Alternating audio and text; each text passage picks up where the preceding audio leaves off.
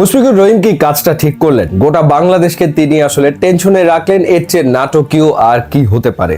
শততম test match খেলতে নেমেছেন আয়ারল্যান্ডের বিপক্ষে এবং প্রথম দিন শেষে তিনি অপরাজিত হয়েছেন 99 রানে। অর্থাৎ এখন পুরো বাংলাদেশকে অপেক্ষা করতে হবে আগামী কালের জন্য। অনেকেই বলছেন যে আজকে চাঁদ রাত এবং কালকে ঈদ, অর্থাৎ মুশফিকুর রহিম কালকে সেঞ্চুরিটা করে ফেলবেন এবং মুশফিকের সামনে কিন্তু ইতিহাস রচনার সুযোগ। শততম টেস্টে সেঞ্চুরি করার বিরল কীর্তি গড়ার একটা সুযোগ কিন্তু তার সামনে এবং ইতিহাসের 12তম প্লেয়ার হিসেবে তিনি হয়তো সেই মাইল ফলক অর্জন করবেন, সেটাই আসলে আমরা সবাই প্রত্যাশা করছি। আয়ারল্যান্ডের বিপক্ষে বাংলাদেশের যে সেকেন্ড টেস্ট ম্যাচ, সেটার তাৎপর্য মূলত মুশফিকের কারণেই। শততম টেস্ট ম্যাচ খেলছেন বাংলাদেশের একজন ক্রিকেটার, 100তম টেস্ট ম্যাচ খেলছেন, এটাই তো আসলে বিশাল ব্যাপার।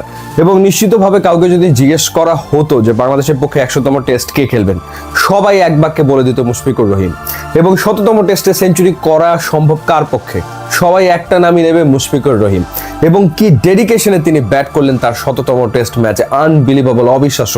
30 ওভারের বেশি তিনি উইকেটে থেকেছেন এবং 187 বল মোকাবেলা করেছেন, 99 রানে অপরাজিত, 5টা 4 তিনি মেরেছেন এবং তার স্ট্রাইক রেট 52.94।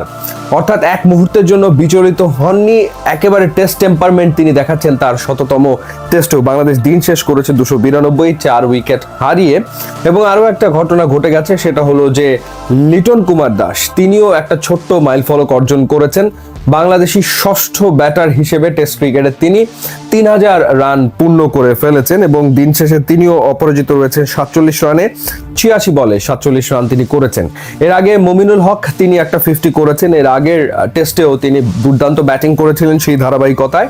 128 বলে 63 রান তিনি করেছেন এবং দুই ওপেনার মাহমুদুল হাসান জয়, সাদমান ইসলাম, একজন 34 আউট হয়েছেন আর একজন 35 আউট হয়েছেন। তাদের সামনেও সুযোগ ছিল বড় ইনিংস খেলার, বাট তারা সেটা করতে পারেননি। এবং মূলত দিনটা মুশফিকুর রহিমের, ম্যাচটা মুশফিকের এবং মুশফিক ইতিহাসের সামনে দাঁড়িয়ে আছে, এটাই হলো গিয়ে আসলে বাস্তবতা। তো মুশফিকের জন্য ডেফিনেটলি আমাদের সবার পক্ষ থেকে তো শুভকামনা আসলে থাকবেই। এবং তার সামনে আরও একটা মাইলস্টোন যেটা, সেটা হচ্ছে যে বাংলাদেশের পক্ষে সর্বোচ্চ টেস্ট সেঞ্চুরি, যেটা মুমিনুলের কাছে রয়েছে।